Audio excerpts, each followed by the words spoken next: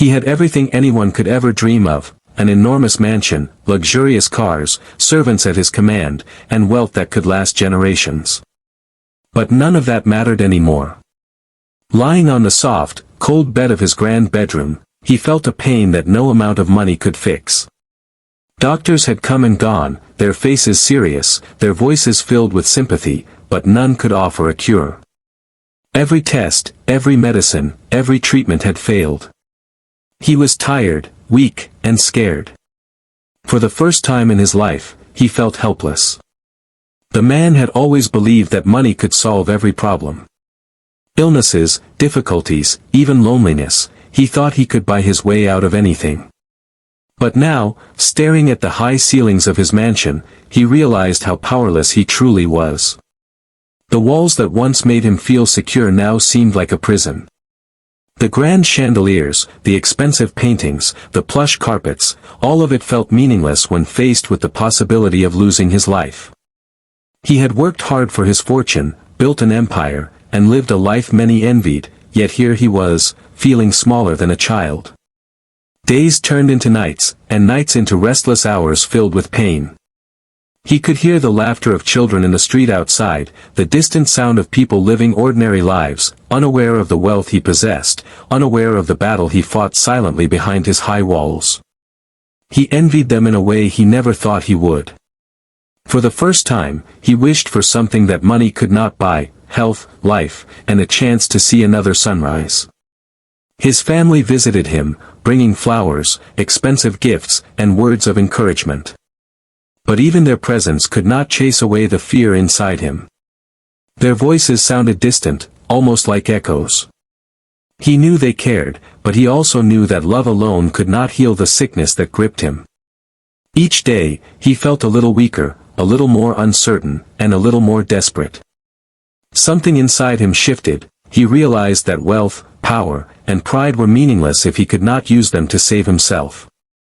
Late one evening, sitting alone in the dim light of his study, he whispered a desperate plea, almost as if he were talking to the universe itself. "Please, someone, anyone, help me," he murmured. His voice was weak, but the urgency in it carried the weight of years of fear and desperation. He promised himself, even in his weakened state, that he would give anything to live. Anything. If someone could heal him, he would give them his mansion, his fortune, everything he owned. It was a wild thought, almost unimaginable, yet in that moment, he meant every word. It was the kind of desperation that only comes when a person faces the very edge of life, when pride and ego vanish, leaving only a raw, honest plea for help. He had always been a man of control, a man who believed he could handle everything. But illness had shown him that life could not be controlled, no matter how much money or influence one had. Now, all that mattered was hope. In his heart, he knew that miracles were rare, almost impossible, but he had reached a point where impossible was better than certain death. The quiet of the mansion around him seemed to amplify his plea, as if the walls themselves were listening. He imagined someone, anyone, coming to him with the power to change his fate. It could be a doctor, a stranger, a child, he didn't care. He just needed help. The hours dragged on, filled with pain, fear, and uncertainty, yet beneath it all, a tiny spark of hope flickered. It was fragile, almost invisible, but it kept him awake, kept him breathing, kept him whispering to the empty room. "Please, heal me. I'll give you everything I have." The words felt absurd, even to him, yet he repeated them over and over, like a prayer or a promise. In that quiet, lonely moment, he understood something he had never grasped before. Sometimes, the only way to truly see who we are is when we have nothing left to hold on to except hope. He did not know how or when help would come, but he knew he had to believe. And in that belief, no matter how small or uncertain, something began to shift inside him, a willingness to surrender, to trust, and to let go of everything except the chance to live. And so, in the grand mansion filled with wealth and emptiness, a desperate man whispered into the night, offering everything he had for a single miracle, never imagining that the answer would come in the most unexpected form, from the most unlikely source, a simple street child whose touch would change everything. The next morning, the mansion felt unusually quiet, even for a house of its size. The man lay in his grand bedroom, exhausted from another night of pain and restless thoughts. The sunlight filtered through the heavy curtains, casting long, golden beams across the expensive furniture, yet none of it could lift the heaviness in his heart. He had whispered his desperate plea to the empty room, offering everything he owned for a chance at life, but he had no idea who, if anyone, would hear it. Outside, in the narrow, dusty streets far from the mansion, life carried on differently. Children ran barefoot over cracked sidewalks, their laughter echoing against the brick walls of small shops. Among them was a young street child, no older than 10, with dusty hair and worn-out clothes. He had no family to call his own and no home to return to at night, but he carried a quiet strength in his heart. He had learned to survive through small acts of courage and kindness, helping where he could, even when life gave him nothing in return. By chance, the child wandered near the gates of the mansion, curious about the world beyond his narrow streets. He had seen wealthy people before, people who lived in grand houses and ignored the world outside, but something about this house felt different. There was an unusual stillness, a heaviness in the air, almost like the house itself was holding its breath. The child paused, peeking through a small opening in the gate, sensing that something important was happening inside. Inside the mansion, the man stirred, hearing the faintest sound of movement outside. He could not explain why, but a small, strange feeling stirred in his chest. Perhaps it was hope, or perhaps it was desperation giving him one last thread to hold on to. He called out weakly, "Is anyone there?" His voice was feeble, barely more than a whisper, yet it carried a deep longing. The street child, startled by the voice, froze for a moment. Most adults would have ignored him, perhaps even scolded him for wandering too close, but there was something different about this man. He sounded fragile, vulnerable, and in need of help, not the usual arrogance of wealth that the child had seen many times before. Taking a deep breath, he stepped closer to the gate, his small heart beating fast with curiosity and a strange sense of purpose. The man, noticing the child, reached out weakly, "Please, can you help me?"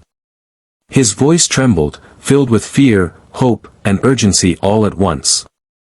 He did not know why he asked a child, but he felt drawn to the innocence and purity in the small figure standing before him. There was something about this child that felt untouched by greed, untouched by the harshness of the world, a soul unspoiled by cynicism. The child hesitated, unsure of what he could do. He had no medicine, no power, no money, nothing that could normally heal a man. But something in his heart stirred, a quiet courage he did not fully understand. Without thinking, almost instinctively, he stepped closer, reaching out a small, trembling hand toward the man. The gesture was simple, almost ordinary, yet it carried a weight far greater than either of them could have imagined. The man felt the touch, a soft, warm contact, and for a brief moment, the world seemed to stop. It was not a medicine, not a treatment, not even a spoken prayer, just the touch of a child who had nothing to give but his presence. And yet, in that moment, something impossible began to stir. A strange warmth filled the man's body, spreading from where the child's hand had touched him. It was subtle at first, almost imperceptible, but it grew stronger, filling him with a sense of hope he had not felt in years. The street child looked up at the man, his eyes wide with wonder. He had expected nothing, thought this would be just another moment of curiosity in his small life. But now, standing there, he felt that maybe, just maybe, something extraordinary was happening. Neither of them understood it yet, but both felt the undeniable truth: life could change in the most unexpected way, and miracles often came from the most unlikely places. That day, the mansion and the streets outside seemed to exist in a new reality, a place where hope and innocence could touch even the richest, most desperate hearts. And neither the man nor the child realized that this simple, quiet encounter would set into motion a series of events so extraordinary, so impossible, that it would be remembered for years to come. The man sat up in his bed, staring at the small street child standing nervously near the edge of the room. His mind was racing, unsure of what to do or even what to expect. He had promised everything for a miracle, but he had never imagined that help might actually arrive, and that it would come in the form of a tiny, dusty child.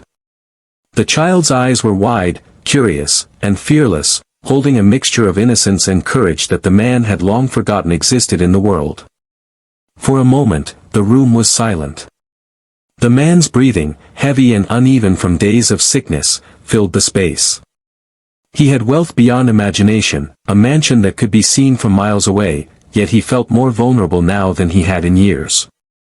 He was not used to relying on anyone, let alone a child who had nothing to give except his presence. And yet, something deep inside him stirred, a flicker of hope, fragile and unsteady, but real. "Please," the man whispered, his voice trembling, "I don't know if you can, but if you can help me. I'll give you my mansion. Everything I own, my cars, my money, my house, it's yours." The words hung in the air, almost absurd in their weight.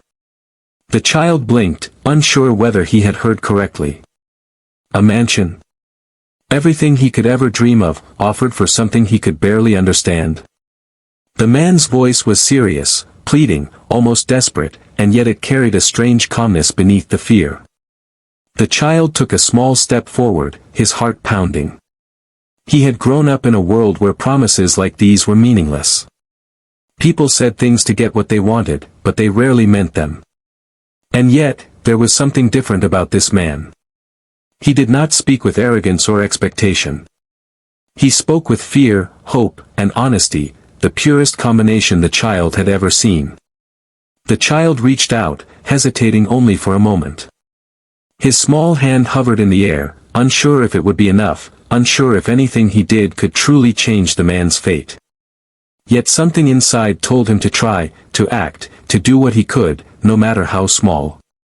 He touched the man's arm gently, a light and almost trembling touch, nothing more than a child's hand on a frail adult. The man's eyes widened as he felt the touch. It was nothing like he expected.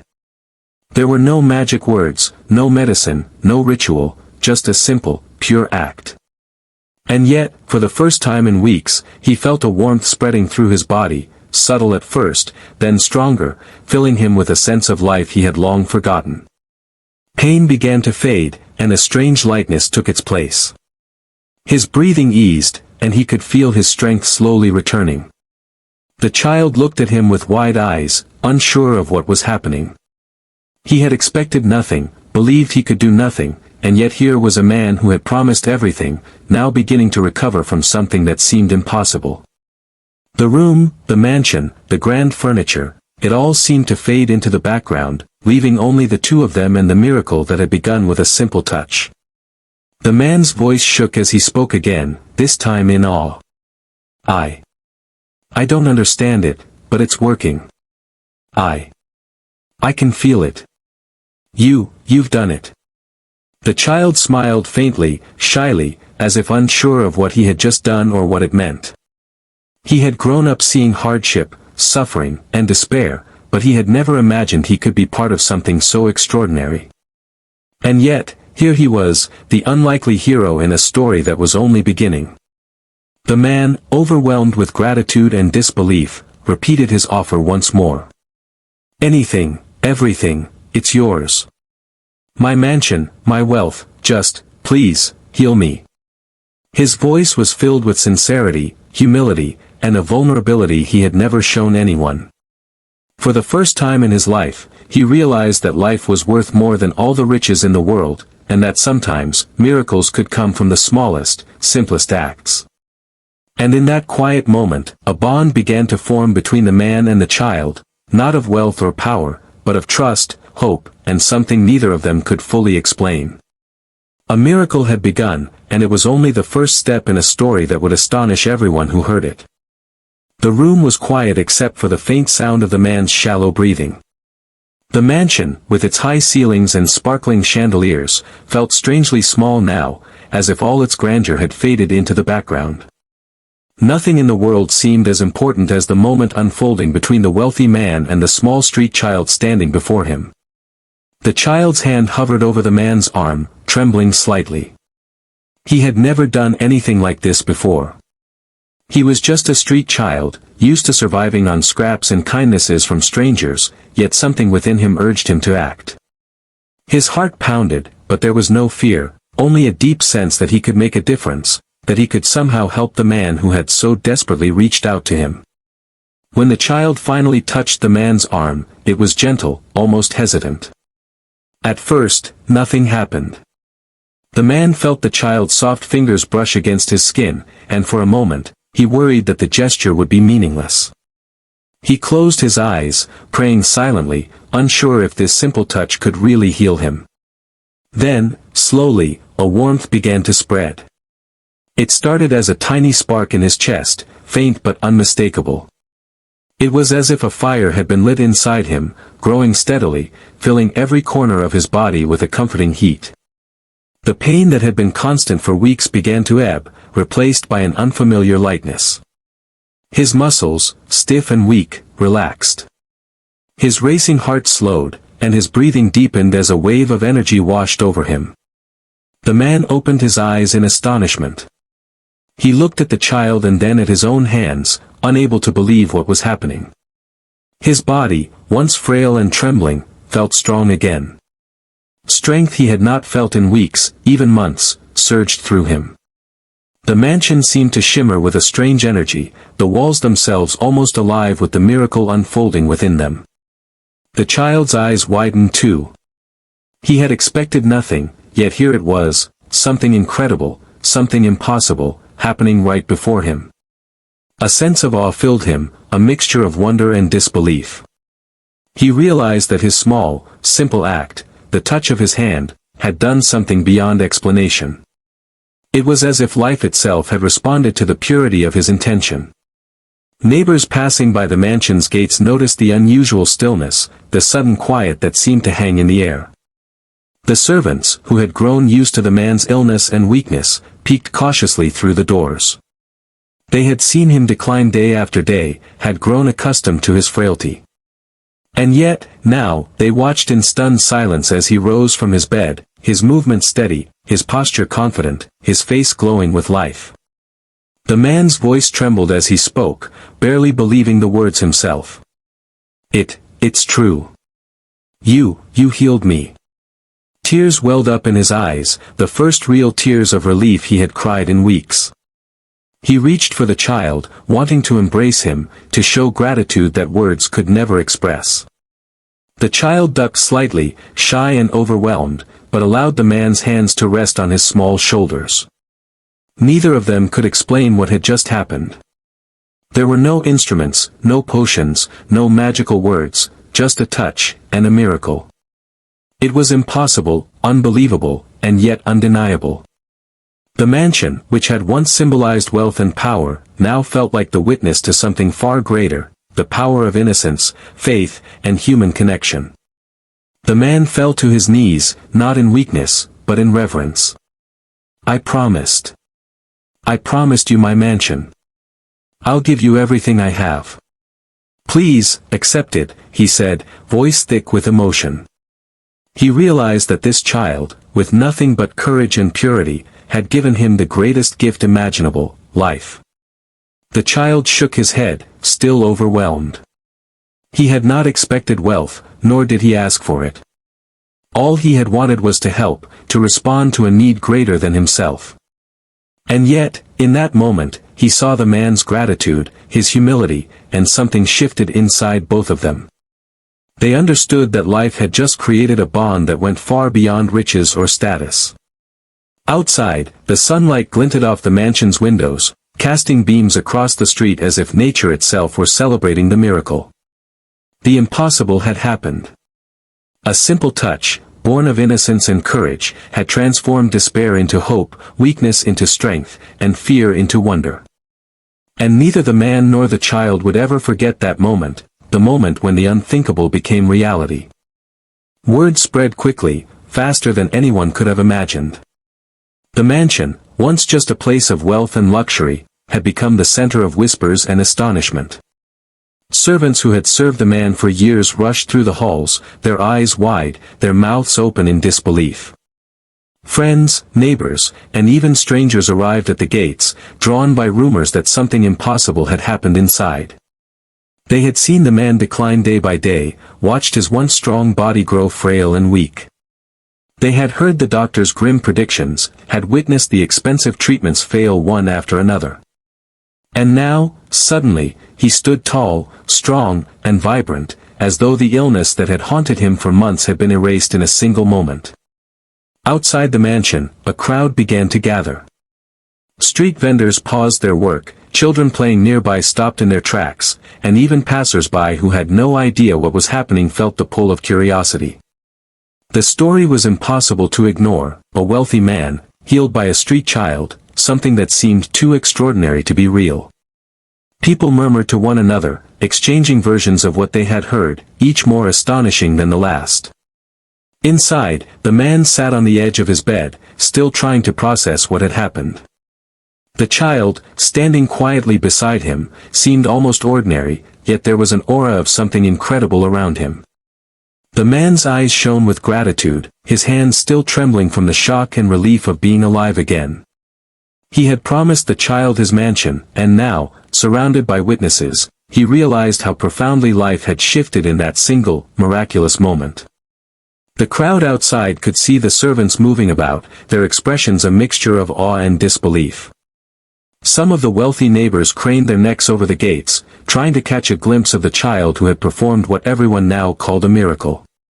Whispers turned into murmurs, and murmurs grew into exclamations. "It's true," one woman said, her voice trembling. "He's healed."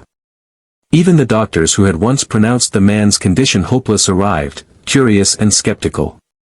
They entered the mansion cautiously, expecting perhaps a trick or some unusual treatment. But as they examined him, their professional confidence gave way to astonishment. They could find no logical explanation, no evidence of medicine, surgery, or treatment that could have caused such a sudden recovery. The man's pulse was steady, his strength returned, his health fully restored. The impossible had happened, and even science could not explain it. The street child, standing quietly in the midst of the astonishment, felt a strange mix of emotions. He had never imagined that his simple act of touching the man could cause such a reaction. People were staring at him with awe, some even bowing slightly, not fully understanding why. He didn't care about the attention, the praise, or even the mansion he had been promised.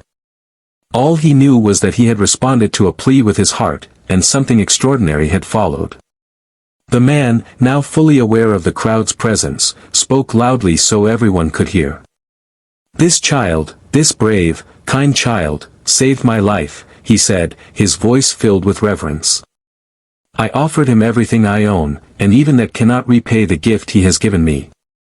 We have witnessed something impossible, and I am forever grateful." The witnesses, overwhelmed by the magnitude of what had occurred, could hardly speak. They had all seen miracles in stories or movies, but never in real life. Yet here it was, undeniable and real, unfolding in front of their eyes. The street child had transformed not only the life of the man but also the lives of everyone who had witnessed the event. Hope, wonder, and inspiration spread through the crowd like wildfire. From that day on, the mansion was no longer just a symbol of wealth. It became a symbol of faith, courage, and the extraordinary power of a pure heart. Everyone who had seen the miracle carried the story with them, sharing it, retelling it, inspiring others to believe in the impossible.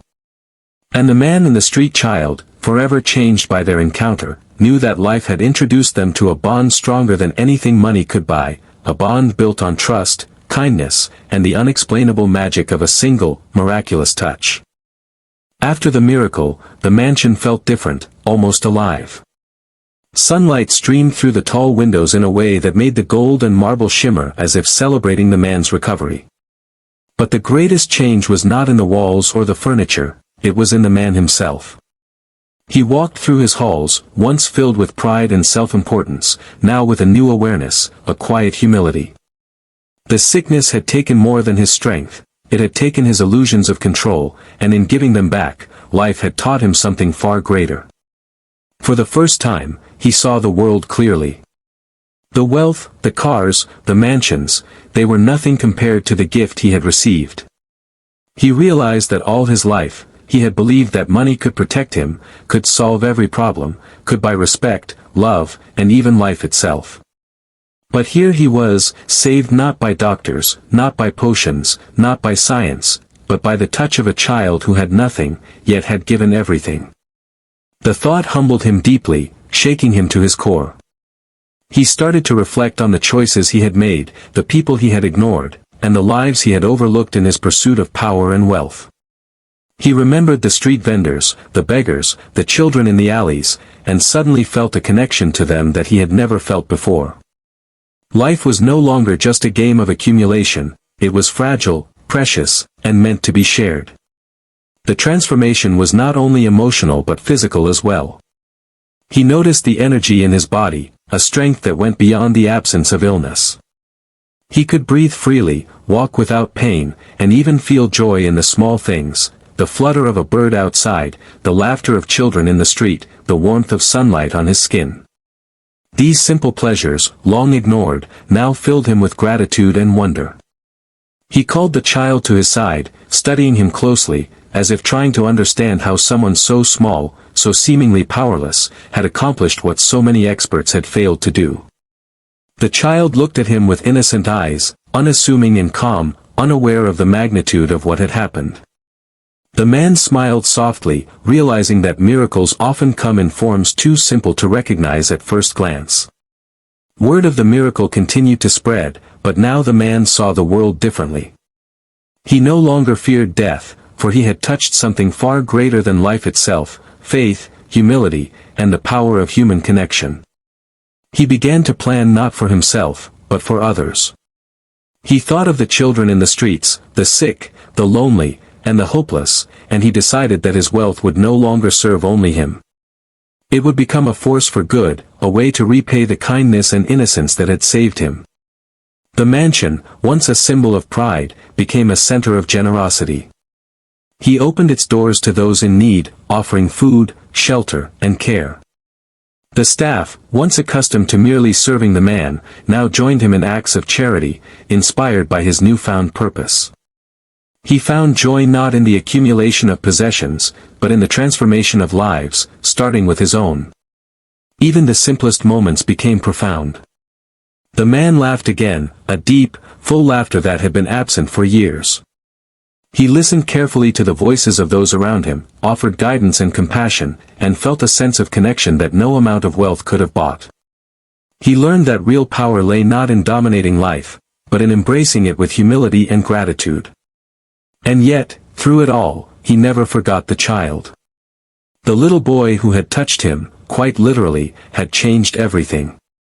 The man understood that this child had not only healed his body but had also opened his heart, teaching him lessons that would last a lifetime.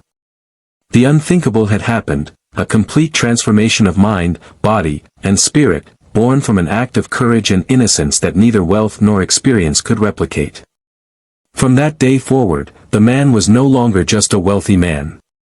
He was a changed man, a man who understood the value of kindness, the strength in humility, and the miracle hidden in the simplest gestures. Life had given him a second chance, and he was determined to live it differently, fully, deeply, and with purpose. The man had survived what no one thought possible, yet the real miracle was not only that he was alive, it was what had begun to change inside him. His body was healed, yes, but his mind and heart were awakening in ways he had never imagined. For years, he had been a man consumed by wealth, status, and control. His life had been measured in money, power, and possessions, and he had believed that these were the only things that mattered. Now, lying awake in his bed, feeling strength return to every limb, he realized how empty that life had truly been. He looked around the mansion, at the gold chandeliers, the polished floors, the expensive furniture that had once symbolized his success. And suddenly, all of it seemed hollow. None of it could have saved him, none of it could have healed him when he needed it most. What had saved him was a child, a small, unassuming street child, untouched by wealth or ambition, who had offered only his hand and his heart. And in that moment, the man understood the enormity of what had happened. he had been given a second chance, and with it came a responsibility he could not ignore. A strange new clarity filled him. He began to see life through different eyes, eyes that noticed the suffering and struggle of others, that felt the weight of loneliness and pain he had once ignored. He thought of the children playing in the streets, the sick who had no doctors to visit them, the elderly who had no family to care for them. His heart, once closed and guarded, now ached with empathy and understanding. Wealth had given him comfort, but it had never given him this raw, humbling connection to humanity. He called the child to his side and looked at him carefully, studying the boy's small frame, dusty clothes, and wide, innocent eyes. The man felt a surge of gratitude so powerful that it nearly overwhelmed him. He realized that no mansion, no treasure, no title could ever repay what this child had given him. And yet, he also saw that his promise, to give everything he owned, was more than a promise of wealth. It was a recognition of the child's courage, purity, and extraordinary gift. The transformation in the man was not just emotional, it was physical, too. The strength returning to his limbs, the renewed energy coursing through his body, gave him a sense of purpose he had never felt before. He walked through his mansion differently now, noticing the sunlight streaming through the windows, the sounds of the world outside, the little details he had once ignored. Every small thing seemed miraculous, every breath a gift. Life itself had become precious, fragile, and awe-inspiring. He began to plan for a future unlike any he had known. His wealth, once hoarded for comfort and indulgence, now had a purpose. He would use it to help others, to bring hope where there was despair, to protect and nurture life rather than simply accumulate material possessions. The mansion, which had once been a symbol of pride, would become a place of generosity, a beacon for those who needed more than money. They needed kindness, compassion, and care. Even the simplest moments now held meaning. When he laughed, it was full and free, a sound he had not known in years. When he spoke to the servants, he did so with respect and warmth, recognizing them as humans with their own lives and stories. When he stepped outside, he no longer saw the streets as separate from his world. They were connected, full of people whose lives mattered just as much as his own. And throughout all of this, the child remained a silent teacher. With one simple touch, one act of courage and faith, he had transformed the man's life in ways no one else could. The man knew that the true miracle was not the child's hand, but the awakening it had caused in his own heart. Wealth had brought him comfort, fame had brought him recognition, but only this child had brought him meaning. The unthinkable had happened. The man was no longer just alive, he was changed, reborn, and aware. He had learned that life was fragile, that kindness had power, and that miracles often came from the most unlikely sources. He understood now that true wealth was not measured in gold or land, but in love, compassion, and the courage to act when the world seemed hopeless. From that day forward, he would never be the same. Every decision, every action, every word would carry the weight of this transformation. And though he still lived in a mansion filled with treasures, he now treasured something far greater, the gift of life, the awakening of his heart, and the knowledge that miracles could happen when the world seemed impossible. Time passed, but the story of the miracle never faded. The mansion, once a symbol of wealth and pride, had become a place of inspiration, hope, and transformation. People from all walks of life visited, drawn by the story of the man healed by a street child, and by the remarkable acts of kindness that had followed. The world outside the mansion's walls seemed smaller now, yet somehow richer, as if the miracle had planted seeds that were beginning to grow everywhere. The man, once consumed by power and possessions, now lived with purpose. He walked through his halls with a quiet humility, his eyes always seeking ways to help others. He had become a living example of what it meant to change, to embrace gratitude, and to give without expectation. The mansion overflowed with laughter, learning, and love, a stark contrast to the silence and emptiness that had once dominated it. Children played freely in the gardens, families found shelter in its rooms, and the sick received care without fear or hesitation. Every corner of the house whispered stories of hope reborn. The street child, now a constant presence, had grown into a wise, compassionate young guide. He remained humble, never seeking reward, yet he inspired everyone around him simply by being himself. People often asked him how he had healed the man, how such a small, simple touch could do the impossible. He never answered with pride, only with a gentle smile. His actions, rather than his words, became the true lesson, that miracles do not always need explanation, only a pure heart and courage to act. The community around the mansion began to change, too. Neighbors who had once passed by in indifference now stopped to help one another. People shared what little they had, inspired by the extraordinary story they had witnessed. The ripple effect of one act of kindness had grown into a wave, touching far more lives than anyone could count. The mansion had become more than a building, it had become a symbol of what humanity could achieve when generosity and compassion lead the way. The man often reflected on the day he first met the child. He remembered the desperation in his own voice, the fear of losing everything, including life itself. And he remembered the innocence of the boy's hand, small and trembling, reaching out in a gesture that seemed too simple to change anything. Yet that touch had done more than heal his body, it had healed his heart, opened his eyes, and reshaped his very understanding of life. He made a promise to himself, to continue the child's legacy by acting as a force for hope. Every year, he organized gatherings at the mansion, inviting children, families, and those in need to learn, play, and share. He told the story of the miracle not for fame, but to inspire belief in goodness, courage, and the impossible. The mansion became a sanctuary where anyone could come to witness that life could change in ways no one expected, if hearts were open and compassion was shared. The child, though growing older, never lost the simplicity and purity that had sparked the miracle. People who met him felt a quiet inspiration, a sense that they, too, could make a difference in ways that seemed small but mattered infinitely. And the man understood that the greatest gift of all had not been his recovery, but the teaching that came with it, that one selfless act could create a legacy far greater than wealth, far deeper than fame, and far more enduring than power. Years later, when people spoke of the mansion, they did not speak of gold or luxury. They spoke of courage, hope, and transformation. They spoke of a child who touched a man and changed a life, of a man who responded to that gift by giving more than he had ever known how to give before. And in every story told, in every heart touched, the miracle lived on, a living, breathing legacy of hope that reminded the world of what was possible when humanity and kindness triumph over despair.